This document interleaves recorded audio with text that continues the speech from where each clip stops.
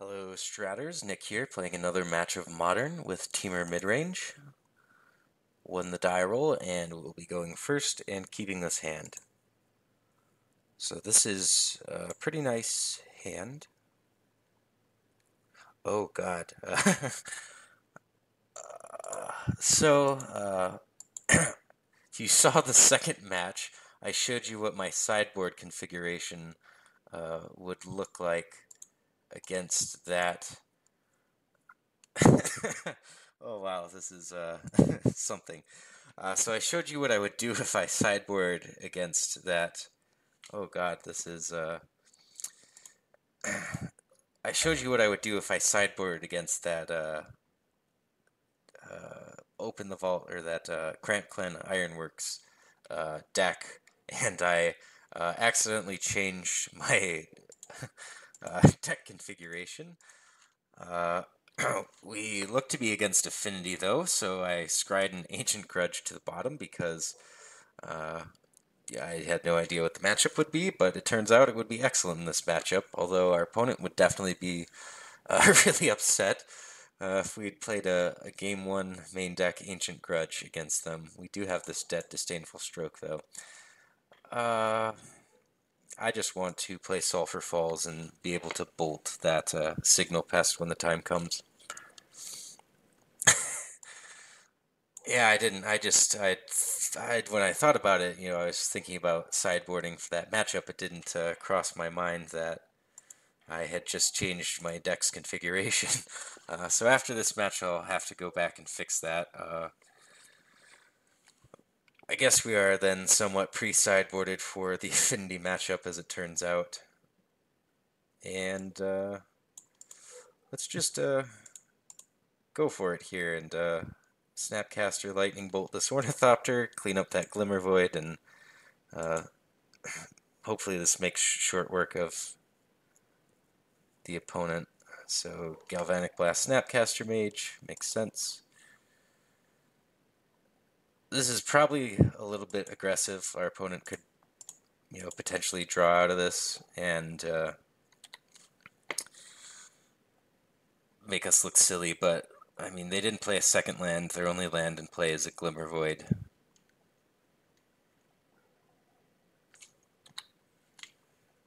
Gonna play the Huntmaster of the Fells here, just because our opponent didn't play a spell, might not have another land, might not have a spell to play that flips the Huntmaster and gets the fast clock online.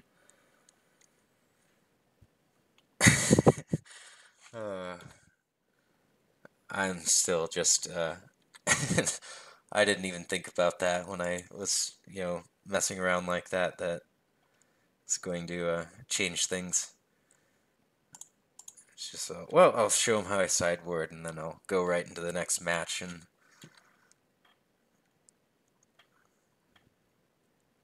I want to flip the Huntmaster, and we have cards that we can loot away. So flip the Huntmaster, deal 2 to the opponent.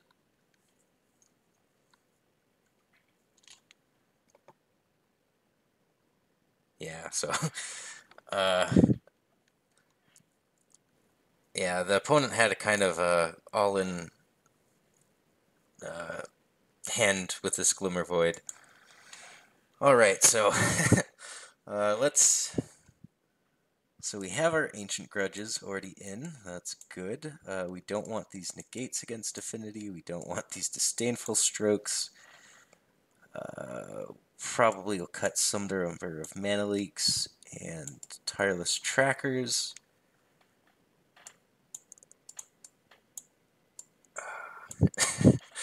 I don't know. I just find that hilarious. I think we want all of these. Maybe not all the Roast. Roast is kind of a... It hits Ravager, it hits Overseer, but doesn't hit a lot of the flyers. I guess it hits Signal Pest since that card doesn't technically have flying. We want Engineered Explosives. Probably cut a Cryptic Command. It's kind of a slow card. This looks good to me.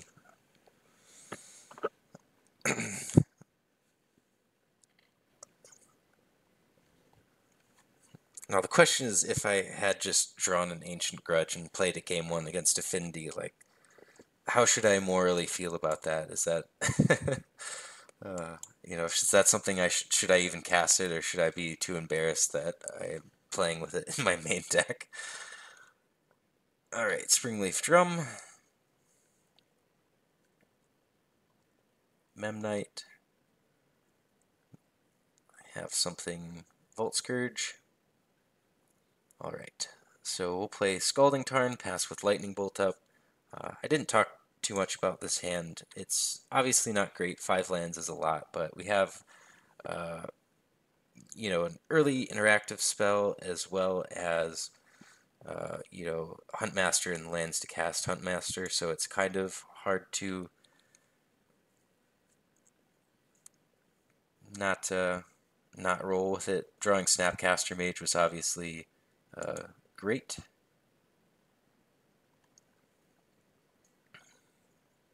The opponent has 1 card left in hand, so as the board sits, I'll be hitting Signal Pest with this Lightning Bolt. Yeah, and so if they're attacking with both of these creatures and not leaving anything back to use with the Springleaf Drum, that indicates to me... so I am going to shock here. If we draw like an Ancient Grudge or something, I want to be able to cast it. I don't want to have wished that I had...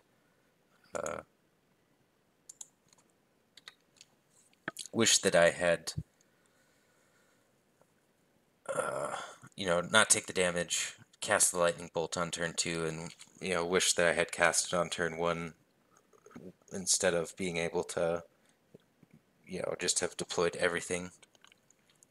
Okay, so Ravager is a pretty nice business card.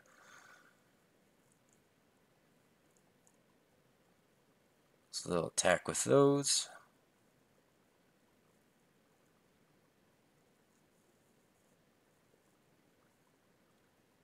And I think what I'll do is just pass with Snapcaster Mage to Lightning Bolt.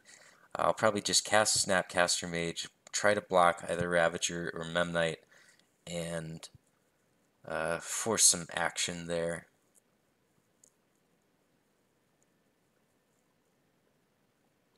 Activates Blink Moth.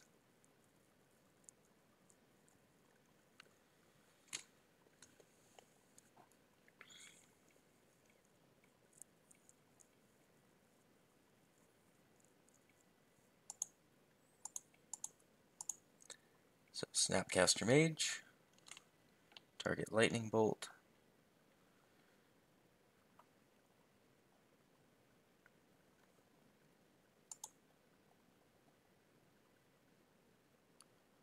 I think I want to block Memnite, and then if they allow the trade to happen, I don't really have to do anything. And otherwise, okay, so what do I want to Lightning Bolt? If I Lightning Bolt Vault Scourge, either feeds it to the Ravager or goes kind of all in on the Vault Scourge. I can't really afford for them to go all in on the Vault Scourge at this point. So maybe I just Lightning Bolt the Ravager and see how far in they want to go. I think they have pretty easy sacrifice both the Springleaf Drums and then deposit the counters onto the Vault Scourge. And the way they floated blue mana, I think they might have like a Spell Pierce or maybe a Stubborn Denial, something like that. Okay, so they're just going to move the Ravager counter over to the Blink Moth Nexus. And this was kind of what I was hoping for, because now our Vendilion Clique is going to be pretty live to make a trade. So I'm going to cast Serum Visions. I don't want another island.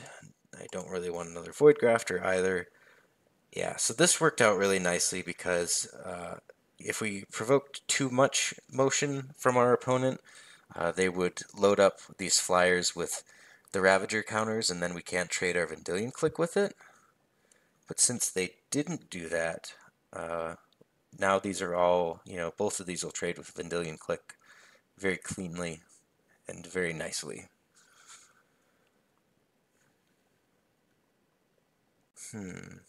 Okay, so activates both of these. So I think we just want to trade with Blinkmoth Nexus since that's the biggest thing on the table. Prevents the most damage. And there is some consideration to whether we want to click ourselves or not. Kind of want to see what the opponent has since I feel like it could be a counter spell. Whip Flare. So glad to get rid of that since that's going to clean up the Huntmaster of the Fells. Block this Blinkmoth and trade. And just take only a couple damage. So I'm going to play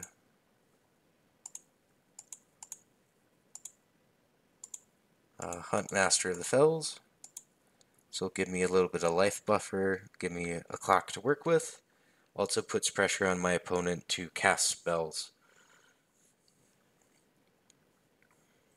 Okay, so they play another Blinkmoth Nexus. Ooh, Cranial Plating. That is going to be very good. Okay, so at this point, top draws are the other clique. Ancient Grudge would be the best draw.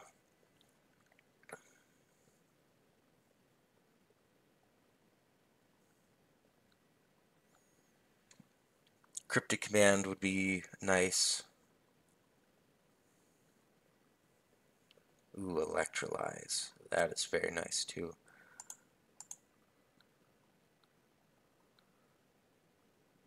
I'm going to play out this land so we have an option to Void Grafter plus Electorlyze. So pass to the opponent.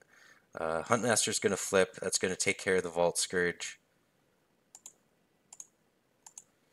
Then what I think the opponent is somewhat incentivized to do is to activate one of the Nexus and then equip Cranial Plating. So given that they drew a land, they might activate both and then... Okay, this is going to be really sick Electorlyze coming up right now. Oh. Electorlyze is kind of a narrow card, and a lot of matchups it's just like cycle, deal 2 damage, draw a card, and doming your opponent doesn't matter for a lot, but this is an Electorlyze to savor right here. Just taking 2 threats off the board, drawing a card, saving a lot of damage.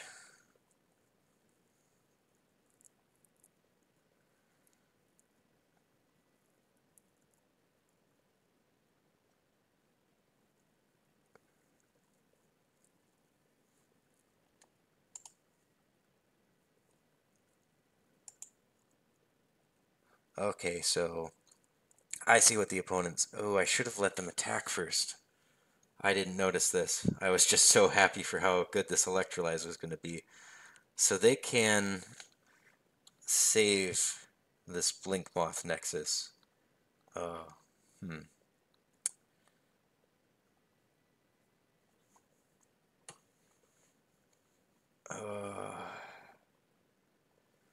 Well, now I feel kind of foolish because that was... If I had just let them go to combat, that play wouldn't have been open to them.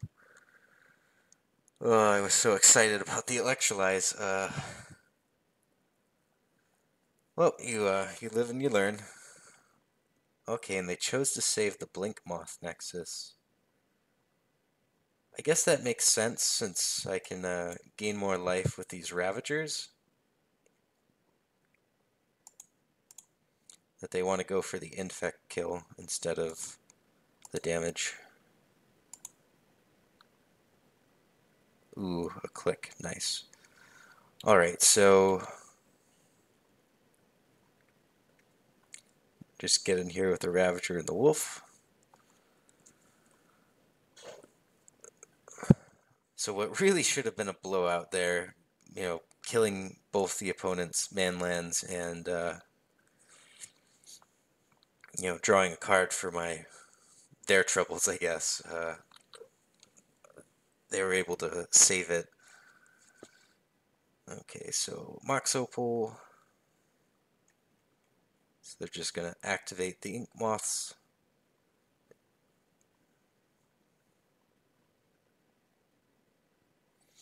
Attack with them. I'll block whichever one has the cranial plating on it with the Vendilion Clique. And there's an argument to be made for putting one of my Huntmasters on the bottom. I just really want to find, you know, like a Ancient Grudge, really, is really what I want here.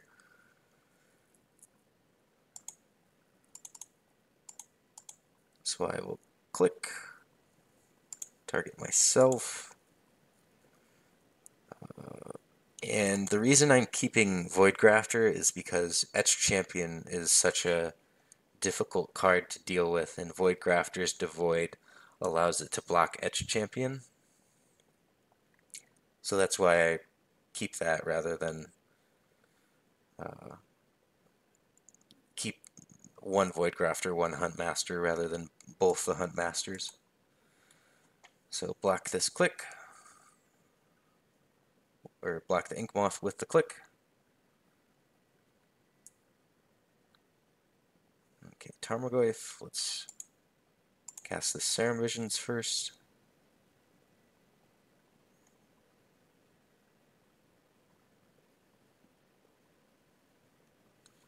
So they have 1, 2, 3, 4, 5 artifacts. So if they draw another one, and then Ancient Grudge and Flame Slash. So put Flame Slash on top, put Ancient Grudge on top of that. And now all we really need is to survive.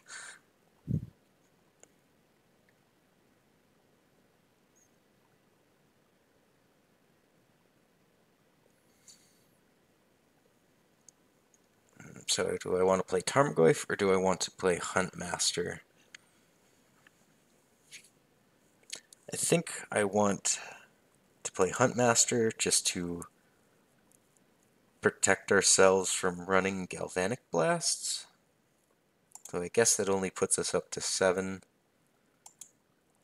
Yeah, I'll play the Tarmogoyf. Play that tapped. And pass. Oh, that's why I thought, yeah. So the Ravager flips back into... So we would actually be at 9. If I played the other Huntmaster.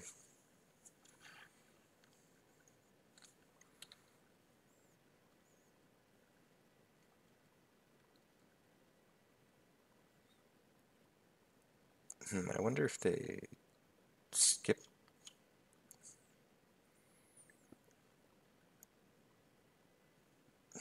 Yeah, that was odd.